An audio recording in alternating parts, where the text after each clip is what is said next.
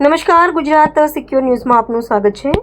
નશાકારક કોડેઇન વનસ્પતિજન્ય માદક પદાર્થ ઓટીએટ્સ પોસ્ટોટા વજન 5.329 કિલોગ્રામ, કિંમત ₹79,935ના જથ્થા સાથે ઇસમની ધરપકડ કરતી એસઓજી અમદાવાદ ગ્રામ્ય એસઓજી સ્ટાફના કર્મચારીઓ કાર્યરત હતા। દરમિયાન એસઓજીના assistant head constable Mahavirsinh Hemantsinh નાઓએ ખાનગી રાહે આધારભૂત બાતમી મળેલ કે ધોળકા રૂરલ પોલીસ સ્ટેશન વિસ્તારમાં ચલોડા ગામ પાછળી ઓળ પટેલવાસ તાલુકો ધોળકા જિલ્લો અમદાવાદ ખાતે રહેતા કિરીટભાઈ ઉર્ફે મફતભાઈ ચુનીભાઈ પટેલની ઓડીમાં નશાકારક માદક પદાર્થનો જથ્થો રાખી ગેરકાયદેસર રીતે વેચાણ કરે છે।